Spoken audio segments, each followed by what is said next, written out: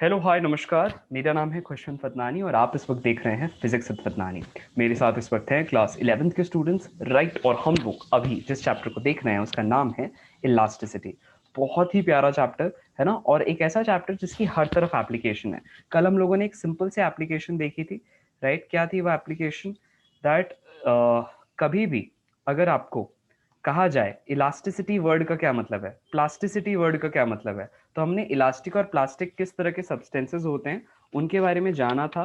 कि अगर आप प्लास्टिक सब्सटेंसेस को एक्सटेंड करते हैं और छोड़ देते हैं, है ना, तो वो वापस अपनी ओरिजिनल शेप को रीगेन नहीं करते हैं। जबकि इलास्टिक सब्सटेंसेस के साथ क्या होता है, जैसे रबर, हमने थोड़ा सा खींचा, वो वापस से अपनी ओरिजिनल शेप और साइज को रीगेन कर लेते हैं जैसे ही हमने डीफॉर्मिंग फोर्सेस लगाने बंद कर दिया। ये एक बेसिक अंडरस्टैंडिंग है ना, about the concept of elastic and plastic nature of substances. ठीक है। अब इलास्टिसिटी के जो मूलभूत सिद्धांत हैं, जो उसके some of the core concepts हैं, now let us try to understand that in the current session. ठीक है। सो अब बिफोर वी डू दैट, आप लोगों को एक सिंपल सा सवाल बनाना है। Let's see if you are able to make it. So on your mark, get set and go. सवाल क्या है कि हमारे पास एक, ध्यान से देखना everyone, eyes on the screen, ceiling है। ठीक है। उस सीलिंग से आपने क्या किया, एक पुली ले लिया, एक पुली ले लिया। ठीक है। और उसके बाद you have taken to wires. ठीक है, या एक वायर ले लिया, उसको दो साइड पर सस्पेंड कर दिया ऐसा गोल घुमा के। ठीक है, पुली के ऊपर से इस तरह से। ठीक है। अब क्वेश्चन क्या लिखता है कि अगर आपको दोनों के मासेस पता हो, क्या कह रहा हूं, अगर दोनों के मासेस पता है, लेट्स से, right, let's say one of them is 3m well the other is m। आपको फाइंड आउट करना है इस वायर के अंदर कितना टेंशन होगा। ठीक है, this is one scenario. Second scenario यहाँ देखोगे सब लोग, हमारे पास ऐसे करके एक टेबल है। ठीक है, अगले पेज में देखते हैं क्वेश्चन क्या है। देखना सब लोग ध्यान से, हमारे पास एक टेबल है और उस टेबल पर आपने एक मास रख दिया है इस तरह से। इन्हीं दोनों मासेस को ले लेते हैं, है ना, एक है m और दूसरा कैसा है 3m। अब की बार पुली को यहाँ लगा दिया। ठीक है। और इस तरह से हमने मास को रखा। ये तुम लोगों को सिग्निफिकेंस कब समझ में आएगा, जब हम इस चैप्टर में आगे बढ़ेंगे कि सर ये क्यों बता रहे हैं यहाँ पर। ठीक है, क्योंकि इसका सिग्निफिकेंस है, देखोगे कैसे आएगा। ठीक है। अब हम यहाँ पर मासेस को सस्पेंड कर देते हैं। ठीक है, ये वाला है m और ये वाला है 3m। ठीक है। अब आपको इस केस में भी इस स्ट्रिंग के अंदर कितना टेंशन होगा ये बताना है। ठीक है, फ्री बॉडी डायग्राम बनाओ, सॉल्व करो। Yes, get going. लिख लो, this was question number 1 and this question number 2। मेरे साथ सेकंड वाला बनाना, कम से कम पहले वाले का फटाक से आंसर लिखो। मैंने शॉर्टकट तुम लोगों को सिखाया हुआ है ना। Yes, go ahead. Okay, let's see किन किन लोगों ने कर लिया है। अरे वाह, काफी लोगों ने कर लिया भैया। विराज ने कर लिया, राहुल ने कर लिया, शिवांगी ने कर लिया, कार्तिकेय ने कर लिया, तेजस ने भी कर लिया, आयुष ने भी कर लिया, महेश और कुशल ने भी कर लिया। क्या बात है, वेरी गुड, वेरी गुड। देखो हम लोग क्या करेंगे, फटाफट से देखते हैं विद इन अ मिनट। यहाँ पर हमारे पास डायरेक्ट फॉर्मूला बताओ कार्तिकेय, क्या होता है? हाँ, टू टाइम्स ऑफ, बोलो, two times of m1 m2 whole by m1 plus m2 plus M2 into जी।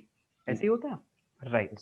अब हमने ये फॉर्मूला डाल दिया तो कितना आ जाता है जरा बताओ। Tension is equal to two times yes sir 2 times m into into 3m 3M whole by m plus 3m, plus कितना आ 4M जाएगा 4m इंटू जी। कितना आ जाता है आंसर, बोलो, 6m² by 4m by into 4M जी। जी यानी कि आ जाता है 3/2mg। सही कह रहा हूँ? 2MMG यस सर अच्छा, अब फंडा क्या है जो मैं आपको समझाना चाहता हूँ। हमारे पास क्वेश्चन दिया था कि आपके पास एक रॉड है या एक लेट्स से रोप है, उस रोप के दो एंड्स पे आपने मासेस लगाए, पुली से कनेक्ट किया एंड उस सिस्टम को छोड़ दिया। इतना टेंशन आ गया। ठीक है। अब इसमें एक नया पैरामीटर ऐड करते हैं। अभी तक हम क्या बोलते थे, अभी तक ये रोप एक लाइन की तरह दिखती थी। अब मैं कह रहा हूं इस रोप के लिए कुछ एरिया ऑफ क्रॉस सेक्शन है। क्रॉस सेक्शन याद रखना, area of cross section. Cross का मतलब कैसा होता है, क्रॉस मतलब परपेंडिकुलर। तो अगर आप इसकी लेंथ के परपेंडिकुलर इसे काट दोगे, ठीक है, रोप की लेंथ के परपेंडिकुलर इसे कट करोगे, जैसे अगर लेट्स से ये रोप है, इसे ऐसे कट किया, तो यहां पर दिस, ये जो एरिया आ रहा है ना, this one, this is the cross section area. समझ रहे हो? लेंथ के परपेंडिकुलर आपने कट किया तो ये जो एरिया बन के आया सर्कुलर एरिया, इसको अपन कहते हैं क्रॉस सेक्शनल एरिया। क्या कहते हैं? Cross sectional area. तो सपोज अगर क्रॉस सेक्शनल एरिया किसी भी रोप के लिए देखोगे तो रोप कैसा है? एक सिलेंडर की तरह है, तो उसका क्रॉस सेक्शनल एरिया होगा, बोलो, area of the circle, let's say जिसका रेडियस आर है। So this will be called as CSA या फिर क्रॉस सेक्शनल एरिया। क्या कहलाएगा? CSA या फिर क्रॉस सेक्शनल एरिया। तेजस बताना तो क्रॉस सेक्शनल एरिया कितना हो जाएगा इन टर्म्स ऑफ आर? बोलो। CSA will be pi r square, होगा ऐसा, पाई आर स्क्वायर, राइट। अच्छा, अब हम एक टर्म डिफाइन करते हैं, उसको अपन कहते हैं स्ट्रेस। क्या डिफाइन करते हैं टर्म को? स्ट्रेस। स्ट्रेस का मतलब होता है कि इस, अगर टोटल एरिया ए है, सपोज ये जो अगर टोटल एरिया है CSA जिसको मैंने लिखा है, let's say if I represent this by A, तो the stress is defined as कि पूरे वायर के अलोंग कितना टेंशन या कितना फोर्स मौजूद है, राइट, कितना टेंशन या कितना फोर्स मौजूद है होल बाय उसका क्रॉस सेक्शनल एरिया। क्या कहा मैंने? कितना टेंशन मौजूद है होल अपॉन उसका क्रॉस सेक्शन एरिया। तो यहाँ पर T अपॉन A हो जाएगा। बताना T कितना आया है? 3/2 mg, राइट। और हमारे पास एरिया कितना है? पाई आर स्क्वायर। तो हमारे पास आंसर कैसा आ जाएगा? 3 mg/2 पाई आर स्क्वायर। ये क्या कहलाएगा? स्ट्रेस। ये एक ऐसी क्वांटिटी है स्ट्रेस, है ना, जिसके लिए अगर आप यूनिट्स देखना चाहोगे तो it is same as that of pressure. हम लोगों ने देखा था, याद है, अभी अभी कुछ समय पहले हम लोग फ्लूइड का एक कॉन्सेप्ट देख रहे थे, तब मैंने बताया था there is a quantity called pressure. कैसे डिफाइन करते हैं प्रेशर को? फोर्स पर यूनिट एरिया, है कि नहीं? तो वैसे ही यहाँ पर this quantity stress is defined as force. लिखो सब लोग, फोर्स, इसका unit is basically the same as force per unit area या फिर same as pressure.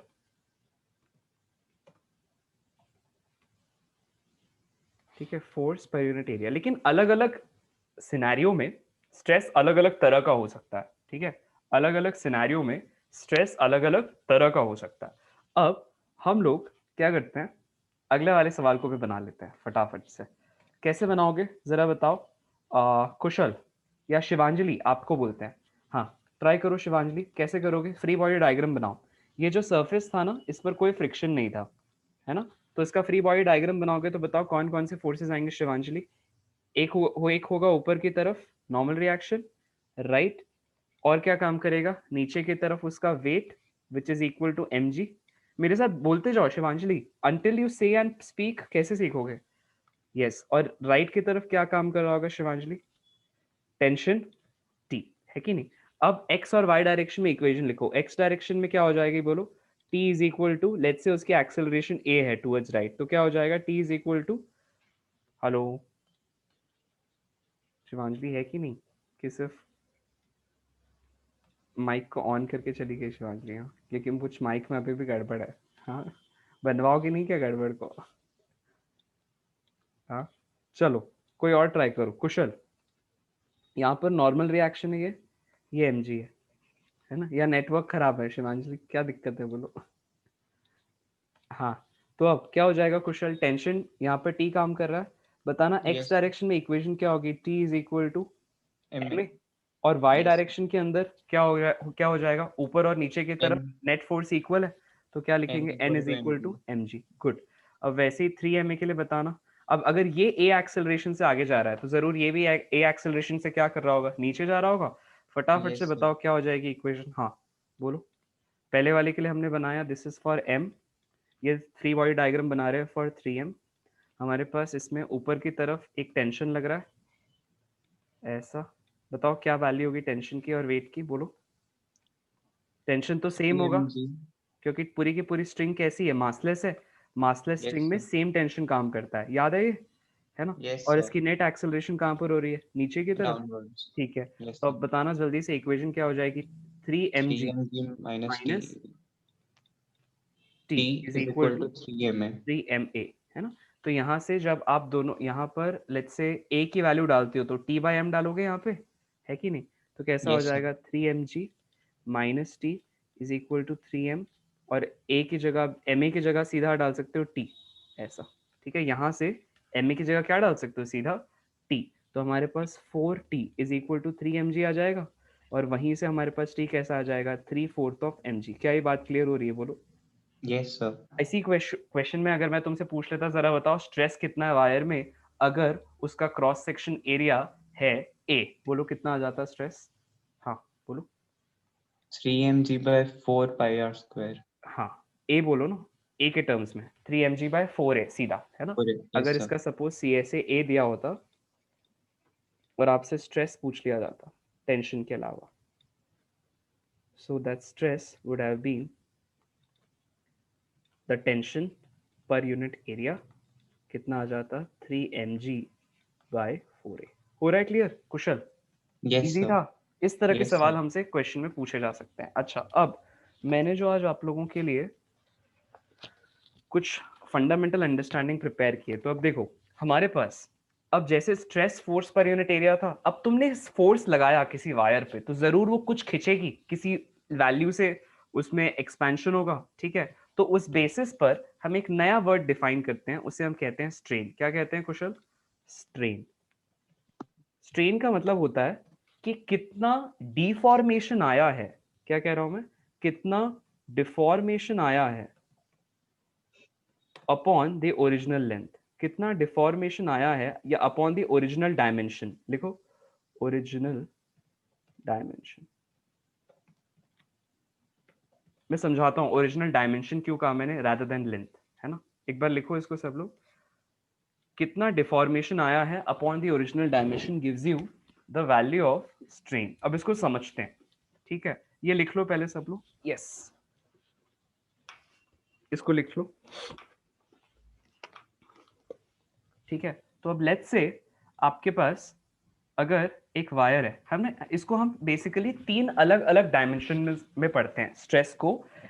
Stress, strain और उनका जो रेशियो होता है ना, चलो अब ये भी डिफाइन कर देते हैं। इन्हीं के रेशियो को, स्ट्रेस और स्ट्रेन के रेशियो को हम कहते हैं इलास्टिसिटी। इलास्टिसिटी, ठीक है? इसको हम कहते हैं स्ट्रेस इज टू स्ट्रेन के रेशियो को हम कहते हैं इलास्टिसिटी। अब इसका मीनिंग समझते हैं हम लोग, ठीक है? एक एक करके, एक एक टर्म का। स्ट्रेस का तुम लोग मतलब समझ चुके हो, कितना टेंशन प्रेजेंट है रॉड में या उस वायर में, राइट? अपॉन उसका क्रॉस सेक्शनल एरिया क्या कहलाता है? खास तरह का एक स्ट्रेस कहलाता है, उसकी भी बात करते हैं। जो स्ट्रेन है, स्ट्रेन का मतलब है कितना डिफॉर्मेशन आया अपॉन ओरिजिनल लेंथ क्या थी, या ओरिजिनल एरिया क्या था, या ओरिजिनल वॉल्यूम क्या थी। अब उसको भी समझते हैं। तो अब जैसा मैंने कहा, ये जो 3 टर्म्स है ना, इलास्टिसिटी, स्ट्रेस और स्ट्रेन, ये बेसिकली जैसे हमने याद है जब हम लोग मास का या लेंथ का डिस्ट्रीब्यूशन देख रहे थे, मास का लेंथ के अलॉन्ग डिस्ट्रीब्यूशन कैसा होगा, तो हमने अलग अलग चीजें देखा था। एक होता है लेंथ के अलॉन्ग, एक होता है एरिया के अलॉन्ग, और एक होता है वॉल्यूम के अलॉन्ग, ठीक है? तो उसी बेसिस पे ये जो तीनों क्वांटिटीज है ना, 3 फेजेस में बांटी गई है। एक होता है जो लेंथ के अलॉन्ग हो, तो अगर इसको मैं 3 फेजेस में बांट देता हूं, ठीक है? ऐसे 2 कॉलम बनाना, 3 कॉलम बनाना, एक को लिखना लेंथ वाइज, एक को लिखना एरिया वाइज, और तीसरे को लिखना वॉल्यूम वाइज, ठीक है? We have 3 kinds of stress, strain and 3 types of elasticities on the basis of the fact that stress कहां पर लग रहा है। स्ट्रेस एरिया पर लग रहा है, लेंथ के अलॉन्ग लग रहा है, या वॉल्यूम पर लग रहा है, किसी वॉल्यूम पर काम कर रहा है वो। तो इसीलिए हम इसको 3 बेसिस पे डिवाइड करते हैं। एक होता है लॉन्गिट्यूडनल, लिखना लॉन्गिट्यूडनल। लॉन्गिट्यूडनल मतलब लेंथ वाइज, सब लोग लिखेंगे लॉन्गिट्यूडनल, है ना? एक होता है, next one is share. Share का मतलब होता है along the surface,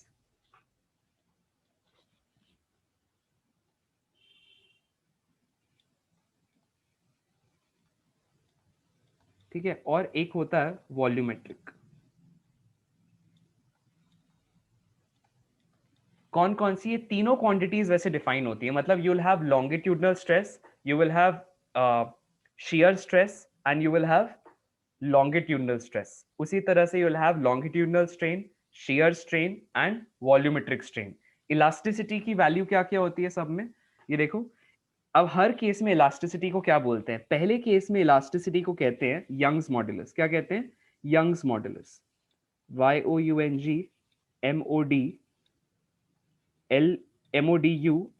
Young's modulus Y। ठीक है। सेकेंड केस में जब भी कभी फोर्स काम करता है टैंजेंशियल या पैरेलल टू द सरफेस, तो इमेजिन करो आपके पास एक क्ले का मोल्ड है ऐसा करके, ठीक है, जिससे आपने एक क्यूब बनाया हुआ है। अब आपने क्या किया, इस क्यूब को ऊपर से इस तरह से देखना क्या करते हैं, ठीक है, अलोंग द सरफेस आपने एक फोर्स लगाया। कई बच्चों को ये समझ में नहीं आता कि सर ये शियर स्ट्रेस होता क्या है, ध्यान से देखना है इसलिए, ठीक है, समझने के लिए मैं क्या कह रहा हूं। हम सरफेस पर फोर्स लगा रहे हैं, ऐसा अलोंग द सरफेस फोर्स लगा रहे हैं। तो अलोंग द सरफेस फोर्स लगने पर जो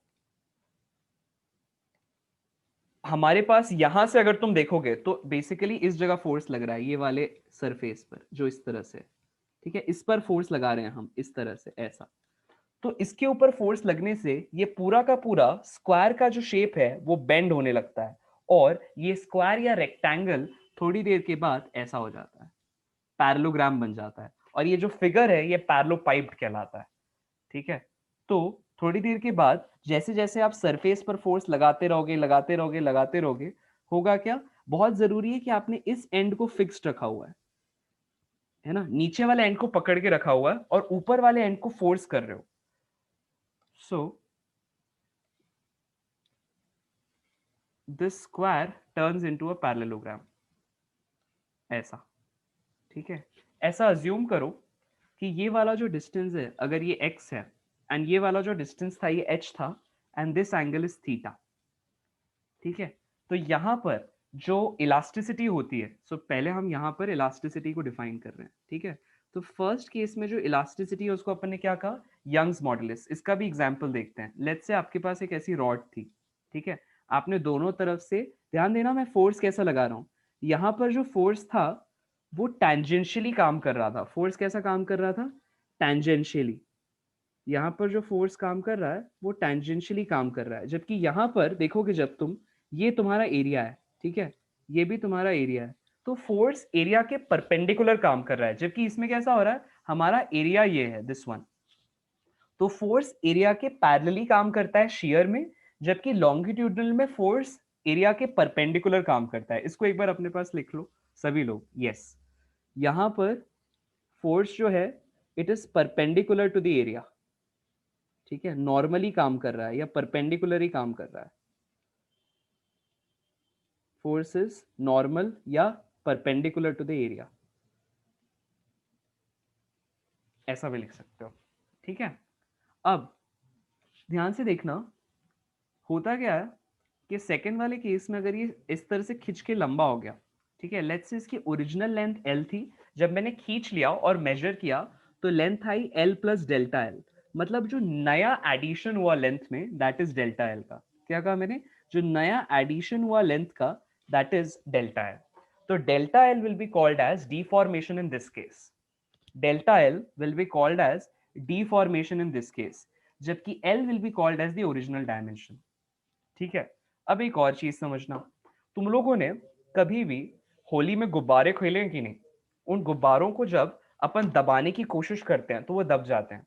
उसी तरह से अगर आप कभी मेलों या फिर फेयर्स में गए होगे, क्या होता है वहां पे ऐसे रबर की स्क्विंजी बॉल्स आती हैं, right, take them and try to press. उसी तरह से एक हैप्पी वाली बॉल आती है ना जिसपे स्माइली बना होता है येलो कलर की, लोग उसको यूज करते हैं ताकि उनके जो हाथ हैं उनके मसल्स अच्छे से काम करते रहें, राइट। बड़े लोगों को तुमने देखा होगा, राइट, या कई बार उसको स्ट्रेस रिडक्शन का भी काम कहा जाता है, राइट। तो उस तरह की स्क्विंजी बॉल्स में क्या हो रहा है, हम बाहर से एक फोर्स लगा रहे हैं हर तरफ से, and because of that force applied क्या हो रहा है, उसका वॉल्यूम थोड़ा कम हो जा रहा है from all the sides. Am I correct, right. तो दैट स्ट्रेन और stress that we are producing is volumetric in nature. यहां पर क्या हो रहा था, मैंने लेंथ वाइज किसी चीज को खींचा, लेट्स से इसका एग्जांपल है रबर बैंड का होना, इसका एग्जांपल है रबर बैंड का होना, इसका एग्जाम्पल है सेकेंड वाले केस का। मैंने जैसे आपको बताया, क्ले ले लो, क्ले का क्यूब बना लो, ठीक है, और उसको नीचे से फिक्स रखते हुए ऊपर से ऐसे करके उसे फोर्स करो, ठीक है। अच्छा, यहां पर जो आपके पास क्वांटिटी होती है, राइट, स्ट्रेस वाली जो इलास्टिसिटी वाली क्वांटिटी होती है, उसके लिए अलग अलग नाम होते हैं, है ना। क्या क्या नाम होते हैं? एक नाम होता है शियर, एक नाम होता है शियर मॉड्यूलस। शियर मॉड्यूलस, जैसे यहाँ यंग्स मॉड्यूलस कहलाता है, ये कहलाता है शियर मॉड्यूलस, ठीक है। इसका एक और नाम होता है, उसको कहते हैं torsional modulus. Torsional modulus,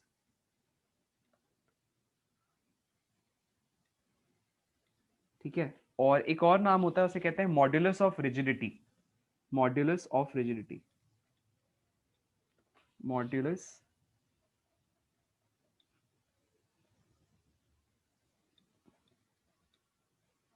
of rigidity,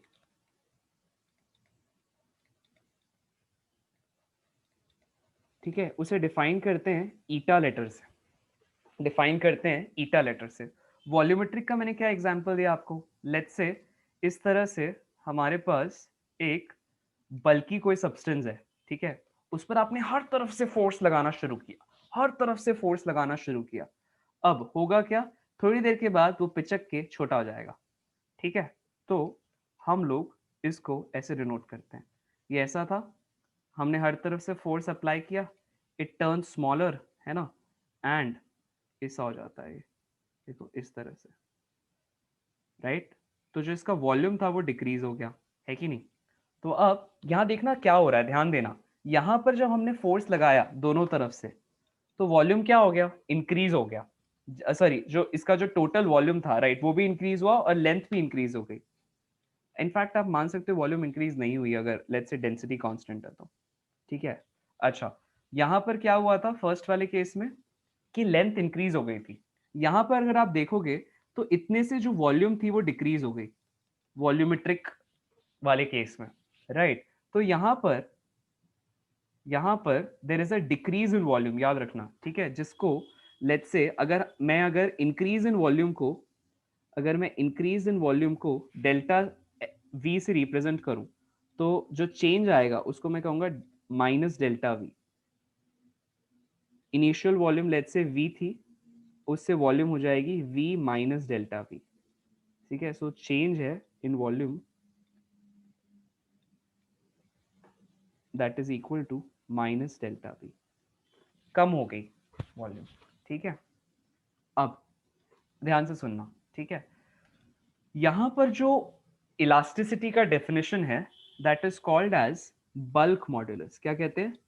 bulk modulus. क्या कहते हैं? Bulk modulus, right. जैसे हम रिप्रेजेंट करते हैं बी से, जैसे रिप्रेजेंट करते हैं बी से, इस लेटर को हम लोग, यहां पर जो मैंने लेटर लिखा है देखो, हाँ, इसे हम y कहते हैं, सिंपल। इसको हम कहते हैं ईटा, ETA, साइड में लिख लो वहां पे ईटा।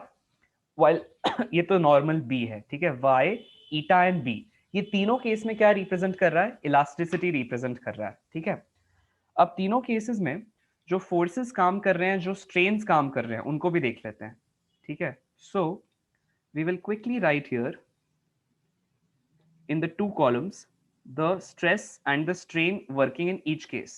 लिखते जाना, यहां पर है stress in each case और यहां पर है strain in each case, ठीक है। तो अब फर्स्ट वाले केस में the strain is given by delta L by L। क्यों? क्योंकि हमने क्या कहा था, स्ट्रेन क्या होता है? जितनी डिफॉर्मेशन आई अपॉन ओरिजिनल डायमेंशन। देखो मैंने कहा था, मैं बताऊंगा क्या होता है ओरिजिनल डायमेंशन। डायमेंशन क्यों कहा? क्योंकि ओरिजिनल डायमेंशन मतलब इनिशियली जो डायमेंशन था उससे आप कुछ नए डायमेंशन तक पहुंच गए, है ना। तो अब यहाँ पर लेट्स से ओरिजिनल डायमेंशन था v, है ना, और आपने चेंज कितने से ले आया? Delta v। तो डायमेंशन मतलब वो जनरल टर्म है लेंथ, एरिया या वॉल्यूम के लिए। डायमेंशन मतलब वो एक जनरल टर्म है लेंथ, वॉल्यूम या एरिया के लिए। अब सेकेंड केस में हम स्ट्रेन को डिफाइन करते हैं x बाय h से, यानी कि कितना हॉरिजॉन्टली आपने डिस्प्लेस किया सरफेस को, ऐसा था, ऐसा बना दिया, कितना हॉरिजॉन्टली डिस्प्लेस किया अपॉन उसकी ओरिजिनल लेंथ कितनी थी, राइट? ये वाली ओरिजिनल लेंथ कितनी थी, वर्टिकल लेंथ, ठीक है? So x is basically in the direction of f, whereas h is perpendicular to the direction of f. और अगर आप इस ट्रायंगल में देखोगे तो इसको मैं tan थीटा भी कह सकता हूँ। देखो इस ट्रायंगल में देखोगे तो इसको मैं tan थीटा भी कह सकता हूँ, परपेंडिकुलर बाय हाइपोटेन्यूज, ठीक है? वैसे ही थर्ड केस में जो वॉल्यूमेट्रिक स्ट्रेन आया है उसको मैं डिफाइन करता हूँ डेल्टा v बाय v, लेकिन विद अ नेगेटिव साइन। क्यों? क्योंकि कम हुआ है वॉल्यूम, राइट? जो जैसे ही आपने हर तरफ से फोर्स लगाया तो जो नेट वॉल्यूम था दैट डिक्रीज्ड, जो नेट वॉल्यूम था दैट डिक्रीज्ड, है ना? तो यहाँ पे there is a negative sign, ठीक है? So if this quantity is negative, right, ये टोटल हो जाएगा पॉजिटिव, ठीक है? या if this quantity is positive, ये टोटल हो जाएगा नेगेटिव, ये इसका मीनिंग है, राइट? अब हर केस में जो स्ट्रेस है उसको हम कैसे डिफाइन करते हैं? इसको हम कहते हैं फोर्स बाय परपेंडिकुलर एरिया। क्या कहते हैं? Force by perpendicular area. Perpendicular दिखाने के लिए यहाँ पर मैं ऐसी साइन यूज कर रहा हूँ, उल्टा टी, ठीक है?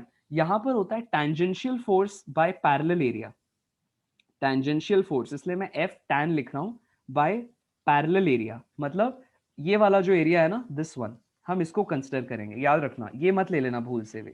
पैरेलल एरिया, फोर्स के जो पैरेलल है वो एरिया लोगे शियर वाले सिनेरियो में, है ना? शियर स्ट्रेस के केस में this is called as shear stress, है ना? इसको हम क्या कहेंगे? Longitudinal stress. इसको हम क्या कहेंगे? Volumetric stress. कि किसको? यहाँ पर जो फोर्स पर यूनिट एरिया होता है हम उसको सीधा नाम देते हैं प्रेशर। क्या नाम देते हैं? प्रेशर। जो आपने फोर्स लगाया अपॉन सरफेस एरिया उस स्फीयर का, ठीक है, उस पूरे वॉल्यूम का, उसका सरफेस एरिया। जैसे एक स्फीयर के लिए कैसा होगा? 4πr², है ना? तो उसका सरफेस एरिया जनरली हम सीधा उसके प्रेशर कह देते हैं, ठीक है?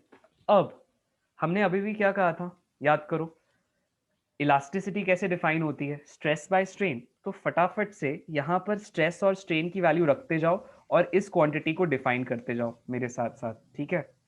पहले केस में Young's modulus will be defined as longitudinal stress. देखो ये longitudinal stress by longitudinal strain. क्या कह रहा हूं मैं?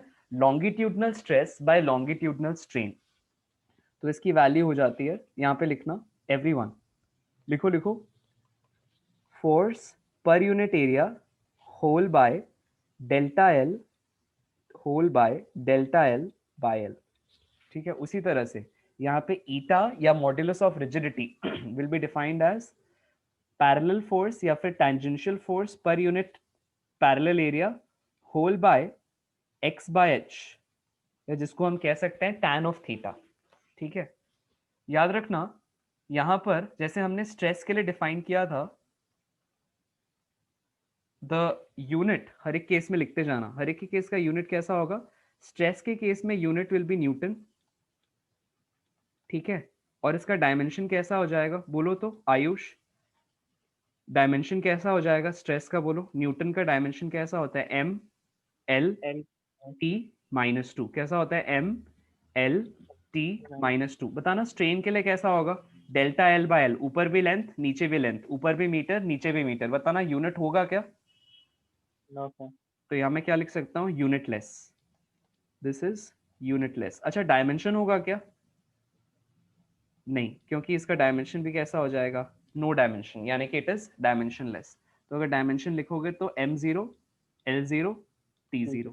अब जरा बताना, अगर मैं इलास्टिसिटी के लिए देखना चाहूंगा तो स्ट्रेस का डायमेंशन है फोर्स पर यूनिट एरिया और स्ट्रेन का कोई डायमेंशन नहीं है, स्ट्रेन का कोई डायमेंशन नहीं है, तो इलास्टिसिटी का यूनिट कैसा हो जाना चाहिए बोलो, या डायमेंशन कैसा हो जाना चाहिए बोलो?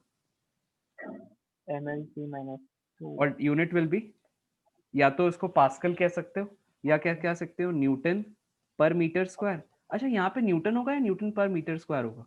वही सर, पर मीटर स्क्वायर होगा वहाँ पे. हाँ, अच्छा चलो, और डायमेंशन बोलो, बोलो बोलो। ML -2. m L -20. -2 लिख लो एवरीवन, लिखते जाओ कॉपी में एवरीवन। या ऊपर यहाँ पर, अरे भैया फोर्स है ना, अपॉन एरिया कर रहे हो तो न्यूटन पर मीटर स्क्वायर नहीं होगा? हैं क्या क्या करते हो तुम लोग? जल्दी करो फटाफट से। भाई तो हम मुन्ना भाई तो पता क्या खाली पीली वजह कर आप कर रहे हो, फटाफट लिखो चलो। गुड, आप लोगों से आंसर्स आ रहे थे, ठीक है। ओके, सबके हेडफोन्स एक ही साथ खराब होते हैं। Okay, Kartikeya got stuck in some work, अच्छा। ओके, कार्तिकेय के हेडफोन्स खराब है, जैसे शिवांशी के खराब है, जैसे महेश के सर खराब अभी है। ठीक हो गए। इतने कौन से गाने सुनते हो तुम लोग कि सारे हेडफोन्स खराब करके रखे हैं? हाँ, घर के सारे हेडफोन से गाने ही सुनते रहते हैं सारे दिन। चलो लिखो अब। एवरीवन, यहाँ पर बल्क मॉड्यूलस क्या हो जाएगा, फटाफट से बोलो। हम्म, फटाफट से बोलो, बल्क मॉड्यूलस क्या हो जाएगा? जितना स्ट्रेस है पर यूनिट एरिया, तो क्या हो जाएगा? प्रेशर, बोलो प्रेशर होल बाय कितना वॉल्यूमेट्रिक स्ट्रेन है बताना, minus delta V by V. कितना है? Minus delta V by V, है कि नहीं? अच्छा, एक और गजब की चीज है वॉल्यूमेट्रिक वाले केस में, उसको अपन कहते हैं कंप्रेसिबिलिटी। क्या कहते हैं? Compressibility. Compressibility is defined as K or inverse of bulk modulus. लिखो, compressibility is defined as inverse of bulk modulus और 1 by b। इसको लिख लो सब लोग या स्क्रीनशॉट ले लो, वन ऑफ द टू, और लिख लेना। यस, कहो डन डना डन, फिर आगे बढ़े। आगे बढ़े क्या? हाँ, जरा हैंड डाउन कर लेना जैसे ही ये वाले पूरे पेज को आप अपने कॉपी में लिख लेते हो। मैं सबके हैंड, अच्छा एक मिनट, आई थिंक सबके हैंड्स, कुछ के हैंड रेज्ड है, कुछ के ऊपर है। तो चलो एक काम करो, हैंड रेज कर लो, जैसे ये पेज का स्क्रीनशॉट ले लेते हो, फटाफट से आगे बढ़ते हैं। फिर सवाल बनाने बहुत सारे, जल्दी करो। अरे जल्दी से हैंड रेज करो, जैसे ही इस पेज का स्क्रीनशॉट ले लो। ओके, हो गया, हो गया, चलो बस हो गया, बहुत सारे स्क्रीनशॉट हो गए। चलो अब देखो यहाँ पे हमारे पास एक सवाल बनाते हैं। एक क्या दिया हुआ है, लेट्स से एक सीलिंग है, ठीक है।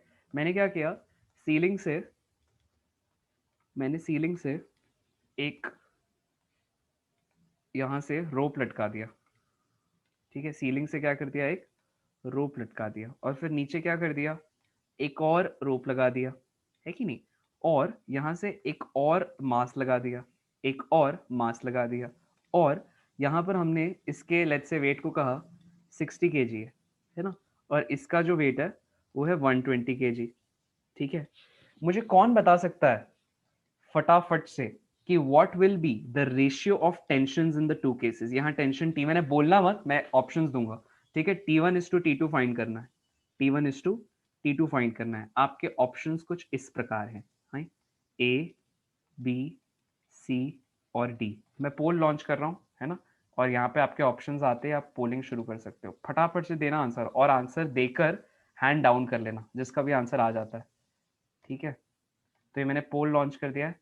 ऑप्शंस आपके सामने कुछ इस प्रकार है, 1:2 है ना, 2:1, या फिर 1:3, या फिर नन। जल्दी से आंसर करो, और let's see if you are able to make it. धड़ाधड़ से आंसर करना। मैं एक सिंपल इसके लिए हिंट बताऊं, बोलो हिंट बताऊं।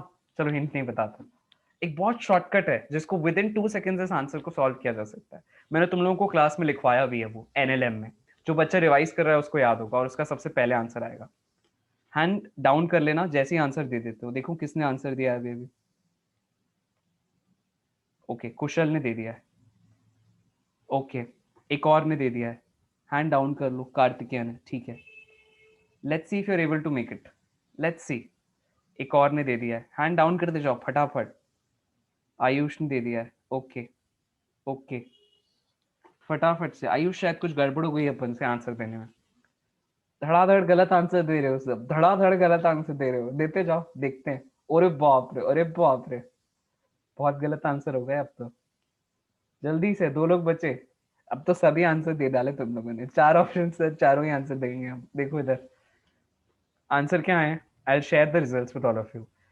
ओके, तो क्लास की जो आज क्लास में पता है क्या हुआ है, लेट्स सी कि कितने परसेंट जनता ने सही जवाब खोज लिया है। अधिकतर परसेंट जनता ने कहा है ऑप्शन ए है, लेकिन ऑप्शन ए ना गलत जवाब है। कोई बात नहीं, लेकिन साथ साथ में सर हम गलत जवाब में भी, अरे एग्जाम में नहीं रहोगे भैया हैं। चलो इधर देखो एवरीवन, ऑन द स्क्रीन मैंने आपको पॉइंट लिखाया था। क्या पॉइंट लिखाया था? कि कभी भी टेंशन कैलकुलेट करना होता है तो टेंशन इज बिकॉज ऑफ, क्या करना होता है? टेंशन कैलकुलेट करना होता है तो tension is because of the weight acting below it. Weight का मतलब mg होता है, m नहीं होता, याद रखना, ठीक है। Tension is because of the weight acting below it, weight acting below it. कहने का मतलब क्या हुआ कि किसी भी एक पॉइंट के नीचे कुल मिला के कितना वेट लगा हुआ है वो डिटरमाइन करता है वहां पे टेंशन कितना होगा। तो अगर मुझे यहाँ टेंशन खोजना है तो वो इस वेट की वजह से होगा, मतलब 120 जी। यहाँ पर टेंशन खोजना है तो वो किसकी वजह से होगा? Because of all the weight acting below it, that is 60 plus 120 g. बात समझ में आ रही है? ये होता है टेंशन का प्रिंसिपल फंडा।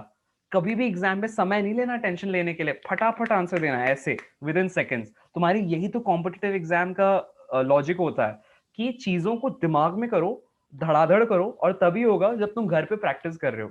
10 बार जब 10 मिनट लोगे ना एक क्वेश्चन के लिए, तब जाके वो फिर बाद में 5 या 3 मिनट में बनेगा तुमसे, है ना? तो ये अपन को एटीट्यूड डालना है, घबराना नहीं। अरे सर मुझे तो 5 मिनट लग रहे हैं, सर मुझे तो 15-20 मिनट तो सर एक, अरे अच्छी बात है 20 मिनट लग गया एक क्वेश्चन के लिए, घबराना क्यों है? बनाओ ना, समय डालो ना उसमें, और तेज बनने की कोशिश करने के लिए उसी क्वेश्चन को फिर 2 दिन के बाद फिर से बनाओ ना, देखो ना कि बना पाते हो कि नहीं। ये हैबिट डालनी है। लड़ना है, टकराना है, गिरना है, फिर उठना है। चलना ऐसे ही तो सीखा था भैया, साइकिल नहीं चलाई कभी? गिरते नहीं है क्या बच्चे साइकिल चलाते हुए? तो गिरो ना, गिर के फिर उठो ना, फिर आगे बढ़ो ना। हाँ चलो, तो यहाँ पर T1 की वैल्यू कितनी हो जाएगी बोलो? 60। उसके नीचे कितने वेट्स लगे हुए हैं टोटल? जिस वायर में T है, T1 टेंशन है, 60 प्लस 120 कितना हो जाता है बोलो? अरे बोलो बोलो तेजस, 60 प्लस 120 कितना होता है? 180। 180। इसका मतलब हमारे पास एक टेंशन हो गया 180 जी, और दूसरा टेंशन कितना हो गया? दूसरा टेंशन कितना हो गया तेजस? 120। 120। तो अब हमें दोनों का क्या लेना पड़ेगा? रेशियो लेना पड़ेगा, कुछ और? बोलो बोलो, रेशियो। तो रेशियो ले लेते हैं। तो रेशियो कैसा आ जाएगा बताओ? T1:T2, T1:T2 मतलब T1 अपॉन T2 कितना आ जाएगा बोलो? 180:2 कितना आ जाएगा? 180:2 बोलो। 120 कितनी वैल्यू आएगी? धड़ाधड़ से बोलो। 3:1। तो नो ऑप्शन ये है, न ये है, न ये है। ऑप्शन कौन सा है? Option number D. हाँ बोलो बोलो तेजस, तुम्हारी आवाज नहीं आ रही, जोर से बोलो। So it is 3:2. 2. Oh, Yes, sir. ओह, ठीक है। हाँ तेजस, और बोलो। गुड, और बोलो फटाफट से। तो ऑप्शन डी हुआ कि नहीं? तो ऑप्शन डी देख लेते हैं कितने लोगों ने आंसर दिया है। अरे भाई साहब, 2 लोगों ने दिया है। आई थिंक आप लोग देख ही रहे हो कि हमारी अधिकतर क्लास की जनता ने जो जवाब दिया था वो ए था, जो कि गड़बड़ जवाब है। ठीक है, अब ऐसे जवाब गड़बड़ मत करना, है ना? चलो अब देखते हैं अगला सवाल। लेकिन अगले सवाल पे क्यों जाएं, इसके पहले हम कुछ सॉल्व भी कर लें। सपोज अगर मैं आपसे कह देता हूँ कि जो ये वाली वायर है ना, इसके लिए रेडियस है, इस ऊपर वाली वायर के लिए रेडियस है। लेट्स से अगर आप इसको ऐसे देखोगे तो जो इसका लेट्स से रेडियस क्यों, डायामीटर दे दिया, इसका डायामीटर डी है। अगर इस वाली वायर को देखोगे तो इसका डायामीटर है इससे 1.5 गुना ज्यादा, यानी कि 3/2d। डायमीटर कैसा है? 3/2d। अब आपको बताना है what is the ratio of, अगर दोनों एक ही मटेरियल की बनी हुई है, मतलब दोनों का यंग्स मॉडुलस सेम है। अब ये जो यंग्स मॉडुलस होता है ना, ये मटेरियल की प्रॉपर्टी होता है। मैं रिपीट करता हूँ, ये जो यंग्स मॉडुलस होता है ना, ये मटेरियल की प्रॉपर्टी होता है। तो अगर मटेरियल की प्रॉपर्टी होता है, तो अगर दोनों का मटेरियल सेम है, दोनों का मटेरियल कैसा है? सेम है, तो इसका मतलब दोनों के लिए यंग्स मॉडुलस कैसा होगा? सेम होगा। यंग्स मॉडुलस कैसा होगा? सेम होगा। तो आपको पता है क्या क्या बताना है? आपको बताना है कि दोनों में स्ट्रेस का रेशियो कितना है, दोनों वायर्स में स्ट्रेस का रेशियो कितना है ऑफ 1:2। लेट्स से आप उसको डिनोट करते हो, एक कोई भी वेरिएबल ले लो, लेट्स से सिग्मा। तो σ1:σ2 कितना है, ये आपसे पूछा जा रहा है। ठीक है, फिर अगली चीज पूछी जा रही है, दोनों में अगर मैं लेट्स से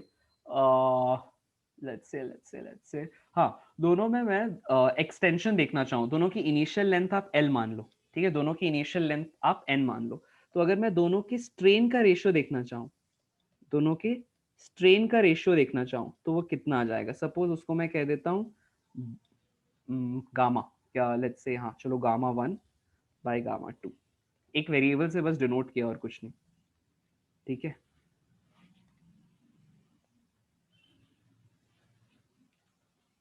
ट्राई करो एवरीवन, दोनों की इनिशियल लेंथ एल मान लो, ठीक है, सेम लेंथ के थे, ट्राई करो, और सेम मटेरियल के भी हैं।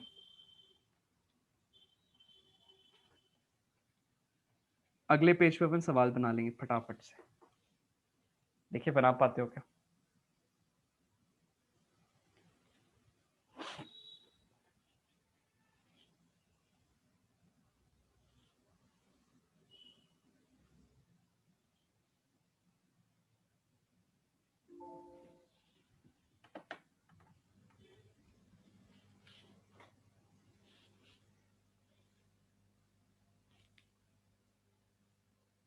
देखो अब मैं ऑप्शंस दे रहा हूँ, ठीक है, स्क्रीन पर ऑप्शंस देखना।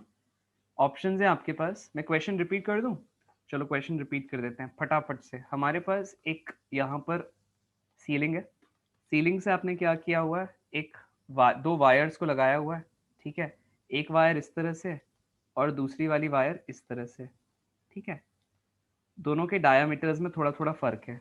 आपने क्या कर दिया, यहाँ पर ऐसे एक मास लगा दिया, यहाँ पर भी क्या कर दिया, एक ऐसे मास लगा दिया, दोनों के मासेस दे दिए। ये ऊपर वाली जो वायर है इसका डायामीटर डी है, कितना है, डी है, दोनों की लेंथ सेम है, दोनों की लेंथ कैसी है, सेम है, ठीक है, और इसका जो डायामीटर है दैट इज डी। नीचे वाले का जो डायामीटर है, प्रोपोर्शनैलिटी से सॉल्व करना, एक एक चीज इक्वल टू मत लगाते रहना, वरना तो टाइम ऐसे ही निकल जाएगा तुम्हारे इक्वल टू के चक्कर में। प्रोपोर्शनैलिटी से सॉल्व करो, उसमें उसमें आप कॉन्स्टेंट्स को हटा सकते हो, अगर जिसको नहीं आता है तो वो सीख जाएगा, अगर उसे नहीं आता है तो।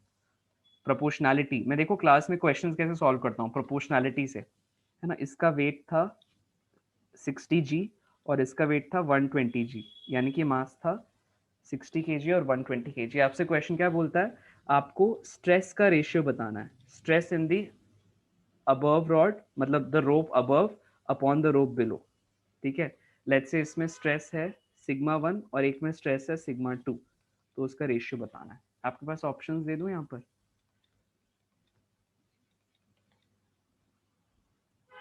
एक मिनट, हाँ, just thinking of something. So your ratio as 27:4, 27:8, 9:2 या नन। आपके पास ऑप्शंस ये रहे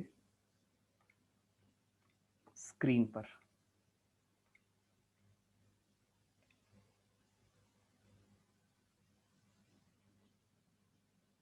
ओके, गो अहेड, फटाफट से वोटिंग शुरू करो।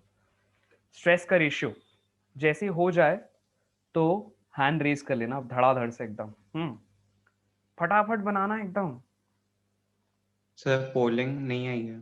पोलिंग नहीं आई है क्या, अरे आई जस्ट लॉन्च्ड इट, शायद चली गई। हाँ अब देखो आ गई क्या, कुशल देख के बताना,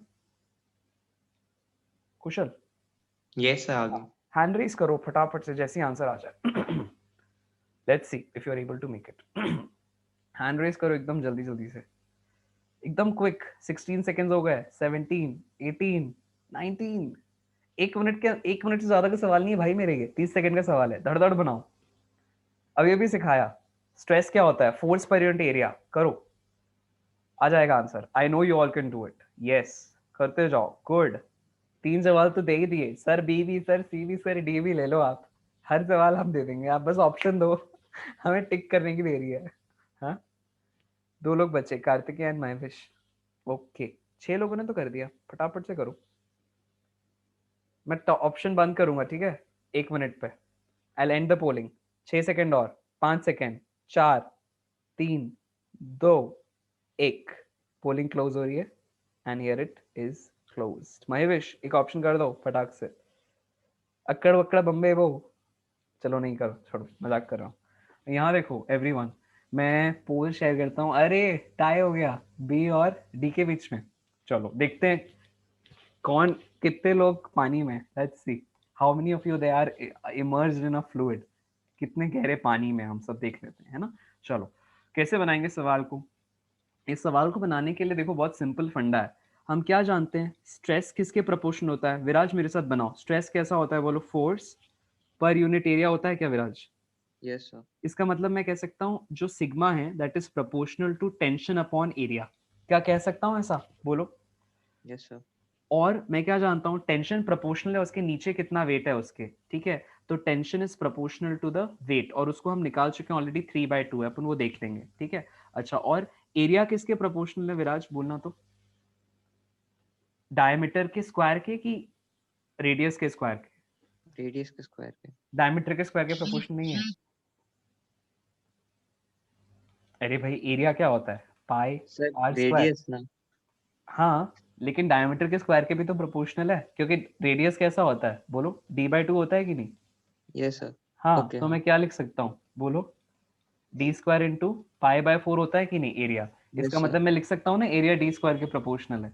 बोलो लिख सकता हूँ Yes. कि नहीं, फटाफट से बोलो। Yes sir. हाँ तो यहाँ पर हम क्या कर सकते हैं, इसी को प्रोपोर्शनैलिटी मेथड बोलते हैं, धड़ धड़ धड़ धड़ बनाना है, ठीक है। तो हम क्या लिखेंगे बोलो विराज, σ1 इज टू σ2 कैसा हो जाएगा, T1 है ना bye D1 square whole bye कैसा हो जाएगा बोलो, T2 बाय D2 स्क्वायर।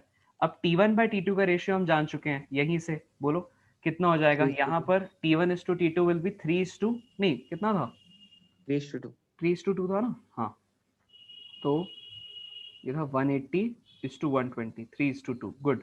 तो यहाँ पर आ गया 3:2। अच्छा फिर क्या करना है, D2:D1 का स्क्वायर, D2 मतलब ये वाला और D1 मतलब ये वाला है कि नहीं, तो D2:D1 का स्क्वायर मतलब बताओ क्या करना पड़ेगा, 3/2 होल इंटू क्या कर दूं बोलो, whole into 3/2D whole by D का स्क्वायर होगा क्या, देखो ऐसा विराज। Yes sir. हाँ क्या आ जाएगा जरा बताना, 9/4.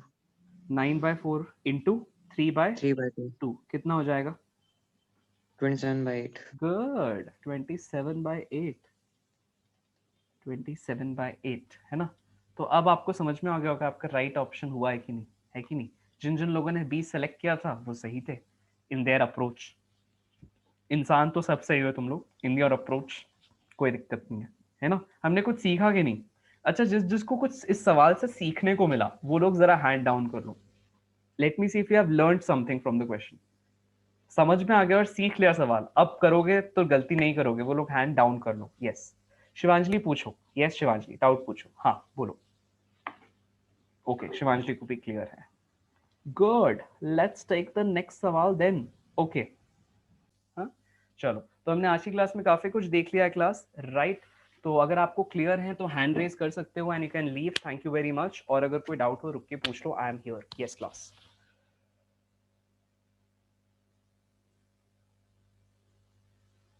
हाँ बोलते जाओ। Viraj, Tejas, Ayush bye bye, take care. Shivanjali bye bye. जिसको क्लियर है वो लोग हैंड रेज करके बाय बाय बोल सकते हैं, जिसको डाउट है वो रुक के पूछ सकते हैं। Mahesh bye bye.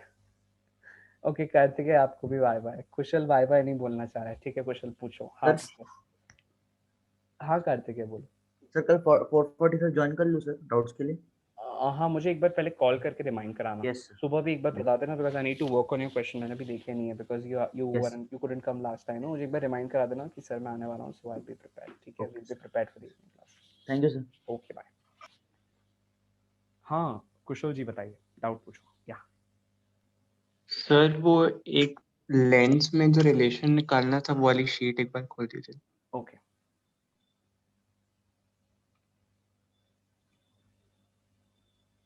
ये वाला नहीं, कहाँ पे कौन सा वाला पेज है बोलो। सर इसके पहले। लेंथ में रिलेशन निकालना था, ऐसा तो कोई क्वेश्चन नहीं किया अपन ने, देख लो। सर आगे और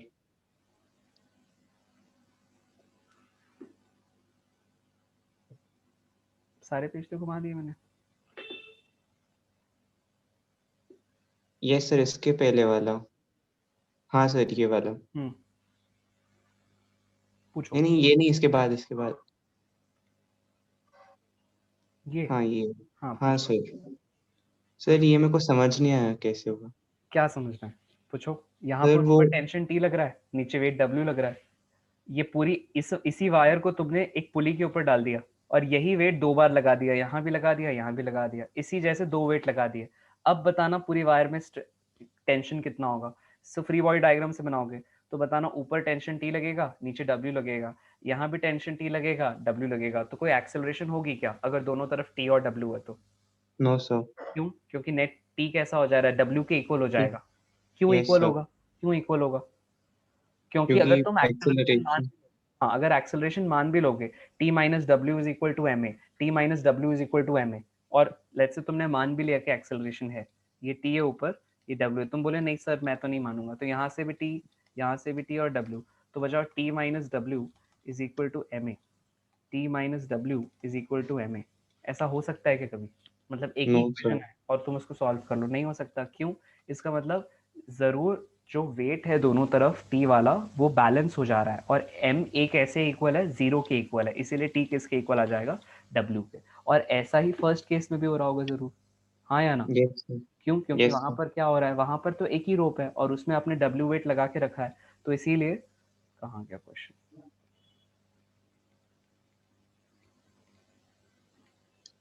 वहां पर ऊपर की तरफ टेंशन टी और नीचे डब्ल्यू, तो अगर दोनों केस में टेंशन सेम आ गया, वायर वही है, तो टेंशन सेम आया तो फोर्स सेम आ गया, उसी वायर को यूज किया तो एरिया ऑफ क्रॉस सेक्शन बदलने का सवाल ही नहीं उठता, लेंथ बदलने का सवाल नहीं उठता, यंग्स मॉडुलस भी बदलने का सवाल नहीं उठता। तो जो चेंज इन लेंथ है, अगर पहले केस में एल आया तो सेकेंड वाले केस में भी कैसा आएगा? एल आएगा कि नहीं आएगा? क्योंकि फोर्स वही है, टेंशन वही है, एरिया वही है, एल वही है ओरिजिनल लेंथ, और वाई भी वही है। हुआ क्लियर? सर चेंज आ नहीं रहा, तो चेंज तो जीरो आएगा ना, जीरो कैसे आ चेंज सकता है? कैसे आएगा? अरे भैया यहाँ पर टेंशन है कि नहीं? टेंशन जीरो है कि नॉन जीरो है? टेंशन तो नॉन लग रहा है जीरो ना? है, यस हाँ। अच्छा हाँ सर, तो okay y okay is yes equal to force per unit area by delta L by L. तो हम क्या लिख सकते हैं? Delta L by L is equal to F by A into Y. तो डेल्टा एल जीरो कैसे हो जाएगा? डेल्टा एल तो F into L by A Y आएगा ना, और इस इफ एफ एफ की जगह क्या लिखोगे? टेंशन, मतलब डब्ल्यू आएगा कि नहीं? यस सर तो यस डेल्टा एल कैसा आएगा? टी या डब्ल्यू, या इसको चलो डब्ल्यू लिखो, तो W into original length by A into Y is the value of delta L, या extension in first case, second case में भी वही आएगा डेल्टा एल, क्योंकि सारी चीजें वही है।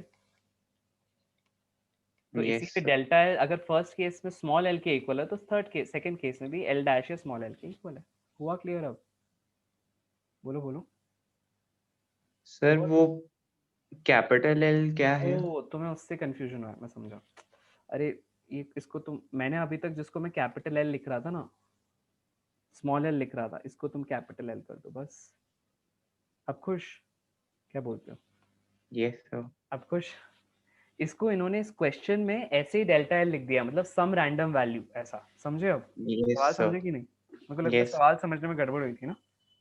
यस सर चलो अब तो तो समझ में आ एल गया। की वैल्यू, एल की value F capital L by A Y है, एल की वैल्यू स्मॉल एल की वैल्यू स्मॉल, अरे अभी भी तो निकाला यहाँ पे, क्या हो जाएगा? आ,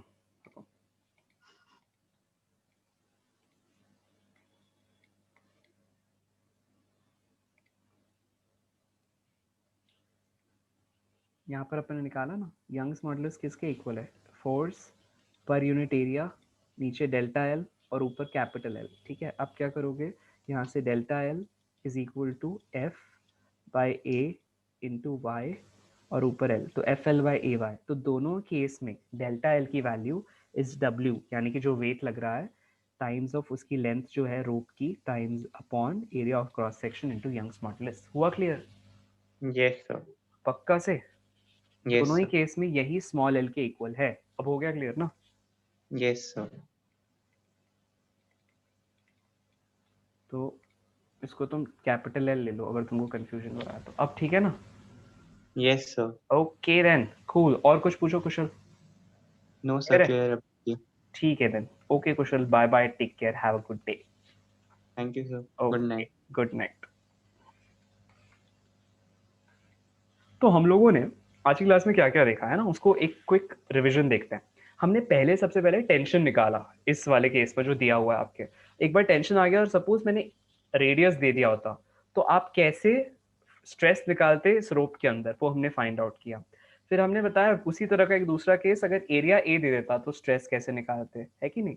फिर हमने 3 टर्म डिफाइन कर दिए, स्ट्रेस, स्ट्रेन और इलास्टिसिटी, है ना। स्ट्रेस होता है force per unit area, strain होता है डिफॉर्मेशन अपॉन ओरिजिनल डायमेंशन, और इलास्टिसिटी होता है स्ट्रेस बाय स्ट्रेन। फिर हमने क्या किया, लॉन्गिट्यूडनल, शियर और वॉल्यूमेट्रिक डोमेन्स में इसी इलास्टिसिटी को डिफाइन किया। पहले केस में कहलाती है यंग्स मॉडुलस, सेकंड केस में कहलाता है शियर मॉडुलस, और थर्ड केस में कहलाता है बल्क मॉडुलस। मतलब Young's modulus is force per unit area upon delta L by, shear modulus is force per unit area upon x by h, जहां पर x क्या है, आपने फोर्स को पैरेलली लगाया है, टेंजेंशियली लगाया है, किस किस केस में, shear वाले केस में, है ना। फिर हमने वॉल्यूमेट्रिक वाला केस देखा, यहाँ पर आप फोर्स को हर तरफ से लगा रहे हो ताकि वॉल्यूम कम हो जाए, कितने वैल्यू से, डेल्टा एल की वैल्यू, डेल्टा वी की वैल्यू से कम हो जाए। तो हर केस में जो आप स्ट्रेन डिटरमाइन करते हो, ये कहलाता है लॉन्गिट्यूडनल स्ट्रेन, ये कहलाता है शेयर स्ट्रेन, और ये कहलाता है वॉल्यूमेट्रिक स्ट्रेन। ठीक है, delta V by V with a negative sign because कम हो रही है वैल्यू, ये एक्स बाय एच, और ये डेल्टा एल बाय एल। ठीक है, और फिर हम आगे बढ़ते गए, है कि नहीं। फिर और हमने कैसे देखा, हम टेंशन का रेशियो लेंगे, स्ट्रेस का रेशियो लेंगे, स्ट्रेन का रेशियो लेंगे, कैसे निकालेंगे हमने वो देख लिया, है कि नहीं। अच्छा, फिर आपने उसी तरह के और सवाल देखे, किस तरह से आप अलग अलग एल वाई और ए के रेशियो वगैरह देखते हैं, राइट। फिर हमने क्या देखा, फिर स्ट्रेन और स्ट्रेस का रिलेशनशिप देखा कि कैसे स्ट्रेन और स्ट्रेस एक दूसरे से रिलेटेड है। सबसे पहले दोनों प्रोपोर्शनल हैं और प्रोपोर्शनल लिमिट तक पहुंचते हैं। फिर इलास्टिक लिमिट आती है, इलास्टिक लिमिट के बाद अगर आप ऑब्जेक्ट को फोर्स उस रोप से रिमूव कर भी देते हैं तो एक छोटा सा डिफॉर्मेशन रह जाता है ना, और उस डिफॉर्मेशन की स्टेट में जो स्ट्रेन है वो कहलाता है परमानेंट सेट। ठीक है, एक पॉइंट आता है, अगर आप लगातार स्ट्रेस लगाते ही जा रहे हैं, स्ट्रेन आते चला जाएगा, लेकिन अब की बार प्रोपोर्शनल नहीं होगा। देखो ये प्रोपोर्शनल नहीं है, प्रोपोर्शनैलिटी यहाँ थी, और एंड पॉइंट जहाँ पे वो धागा टूट जाता है या वो रोप टूट जाती है ना, या वो रॉड टूट जाती है, आपने इतना फोर्स लगा दिया कि रॉड टूट जाती है, उसको उस पॉइंट को अपन कहते हैं फ्रैक्चर पॉइंट, और उस पर जो स्ट्रेस आया उसे कहते हैं ब्रेकिंग स्ट्रेस। ठीक है, और फिर हम लोगों ने उससे जुड़े हुए दो बहुत प्यारे प्यारे सवाल लिखे हैं, इसको हमको सॉल्व करके आना है, राइट। ओके कूल, ये हो गया आपके लिए पहला सवाल, है ना, और ये हो गया इसके बाद का दूसरा सवाल। इसके हम जवाब देखेंगे अगली क्लास में। और आप मुझे सुन रहे थे खुशवंत फतनानी को, राइट। इसी तरह से इंटरेक्टिव अंदाज में, मज़ेदार तरीके से, अगर आप फिजिक्स को एंजॉय करना चाहते हो, फिजिक्स को जीना चाहते हो मेरे साथ, तो इंश्योर करो दैट आप मुझे कॉल करेंगे मेरे नंबर पर। नंबर है, लिखो अपनी कॉपी में या अपने मोबाइल में सेव करो, 7974355374। मैं रिपीट करूं, लिखो 7974355374। ठीक है, तो फटाफट से कॉल करो और एनरोल हो जाओ क्लासेस में। फीस की चिंता मत करना, मैं जनरली इंश्योर करता हूँ कि क्लास में बच्चे का कंफर्ट लेवल अच्छा होना चाहिए, उसके बाद वो फीस पे करे।